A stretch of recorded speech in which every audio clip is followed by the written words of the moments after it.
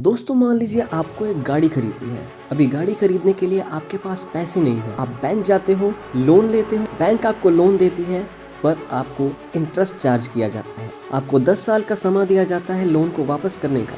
आप 10 साल के बाद लोन को वापस नहीं कर पाते। बैंक आपकी गाड़ी जब्त कर लेती है, आपके घर का एक हिस्सा लेती है, अपने नाम पर करती है और आपके लोन को क्लियर कर देती है, क्योंकि डेब्ट इसी तरह का होता है। और कुछ ऐसा ही हुआ श्रीलंका के साथ। श्रीलंका एक डेवलपिंग कंट्री है जहाँ पर इंफ्रास्ट्रक्चर की बहुत ज़्यादा ज़रूरत है और इंफ्रास्ट्रक्चर बनाने के लिए उनको ज़रूरत है पैसे की, जो कि उनके पास नहीं है, बट चाइना के पास बहुत सारा है। श्रीलंका ने चाइना से करोड़ों करोड़ों रुपयों का लोन ले लिया और अपना इंफ्रास्ट्रक्चर बिल्ड करना शुरू कर दिया। बड़ी बड़ी buildings, highways, shipping ports, airports बनाए। श्रीलंका काफ़ी डेवलप हो गया, पर जब बारी आई लोन को वापस करने की तो श्रीलंका पहले से ही कर्ज में इतना डूब चुका था कि वो लोन को वापस नहीं चुका पाया। इस कंडीशन में उनको लोन तो वापस करना ही था।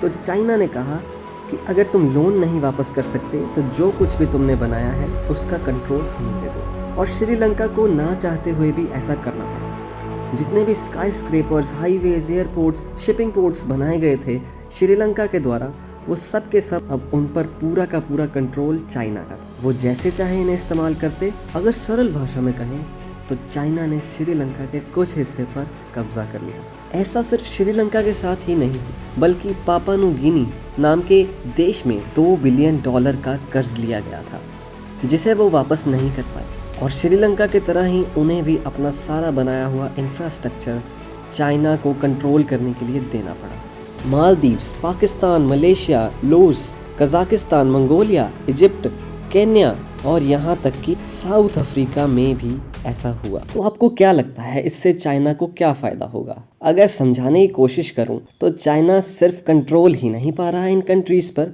बल्कि वो बना रहा है सिल्क रूट्स, जिनकी मदद से चाइना इन कंट्रीज़ में अपना सामान बेच सकता है ज़्यादा आसानी से, कम टैक्स भर के और ज़्यादा से ज़्यादा प्रॉफिट कमा सकता है। चाइना के इस मास्टर प्लान से उन्होंने अपने आने वाले कई 100 सालों के कमाने की प्लानिंग कर ली।